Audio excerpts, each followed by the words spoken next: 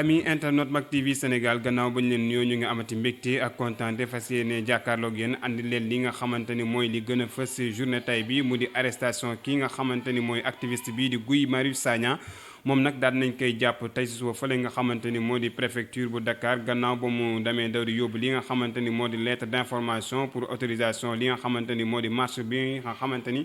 waa aar li ñu bokk ak ñoo lank ak ñi nga xamante ni waa ñooy waa doy na fas yéene woon nañ kaa amal vendredi bii ñu jëm moom nag li ñu ko jàppee bokk na si li nga xamante ni kuy société attroupement sur la voie publique ak rassemblement non autorisé gannaaw nag ay bés yi ñu génn gis ngeen ni ki nga xamante ni mooy ministre de l'intérieur génne woon na ab sortie wax ni dañuy tere lépp luy xamante ni moo di rassemblement bu ñu sukkandikoo nag si ki nga xamante ni moo di avocat am Guy Marius Sagna daan nañ koy placé sous mandat de dépôt gannaaw interrogation bi nga xam ne amal na ko lii nag mooy li nga xamante ni moom leen andiloon tey fii nga xamante ni moo di si Mak TV di leen jox dig daje beneen yoon ak yeneen i information